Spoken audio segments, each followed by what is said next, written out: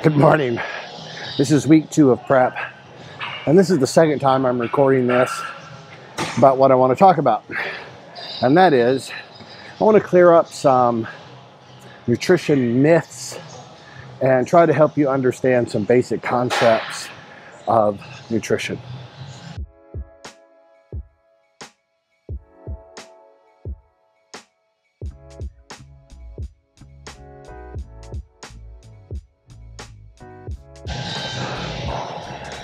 First, if you have a trainer or somebody, a friend of yours, gives you a meal plan and they're not a nutritionist, they didn't go to school for this, it's just something that they got and they're passing it on, don't listen to them when it comes to nutrition. Talk to a certified nutritionist, registered dietitian, someone who has a master's degree in nutrition, someone who really understands nutrition. TikTok, YouTube, Instagram is not an education. I did it by the textbook route and teachers. So get somebody who's really educated with this. Because if you think that nutrition is simple, you are sadly mistaken. Our bodies are so complex. The relationships, between all these different concepts that I'm going to try to go over during a series of videos are not easy. And if anybody says they are, they're lying, because they truly don't understand the body and the processes and how interlinked all these things are. And every person, although we might be made of the same stuff, our body systems, might look the same on the outside and the inside, but everybody processes things a little differently. And that's why if someone just hands you a meal plan, not only are they, breaking state law, because unless you're a registered dietitian, you're not allowed to hand out meal plans. But we all know everybody does it anyway. So make sure you get somebody who really knows what they're doing. So there is a food myth I want to dispel, and that is that there are fat-burning foods. I promise you, there is no such thing as a food or a food group that burns fat. You are talking apples and oranges here. Not even apples, oranges. We're talking apples and pencils. So, what ingesting a calorie does not make you burn fat? That's ridiculously dumb. It's a big difference between digestion, ingestion, and oxidation. So, which brings me to, and they'll also say, well, it's going to boost your metabolism. Really? I'm not really sure you understand what this means. So, next thing we're going to talk about is metabolism. What is metabolism? That is the way your body handles the intake and use of the fuel that you provide it. How do we calculate what your metabolic rate is? Because you're going to hear people say, I have a really slow metabolic rate, I have a really high. That's true.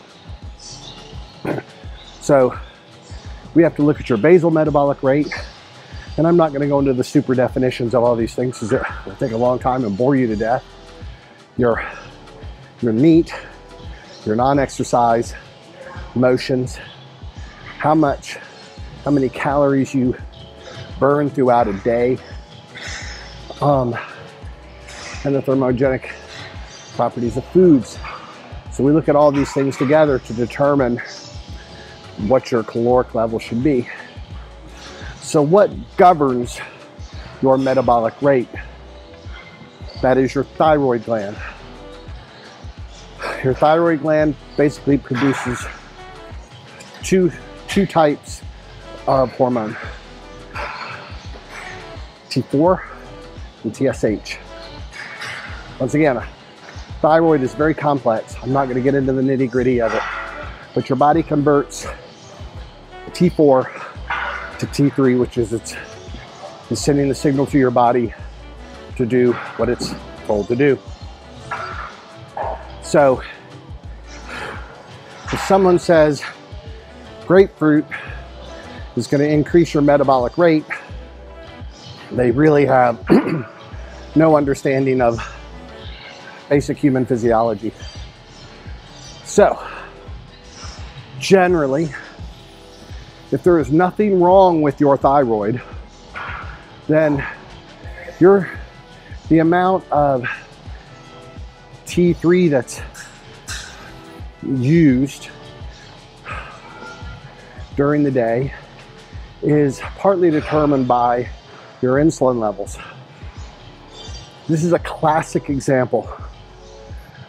You'll see women who try to start dieting, and then they do it by trying to starve themselves. So their insulin levels gradually creep down, down, down. And in the industry, we call this getting into starvation mode. So your insulin levels just drop to a really low level. The thyroid senses this, so it's dropping your metabolic rate, so it will cling on. Your body thinks it's starving, so your body's going to hold on to as much fat as it possibly can because it's trying to save it to use for energy later. So if you think starving yourself is a good way to burn calories, then you're mistaken. So your metabolism, one way we ramp it up is to feed your body at a continuous, at a very regular rate.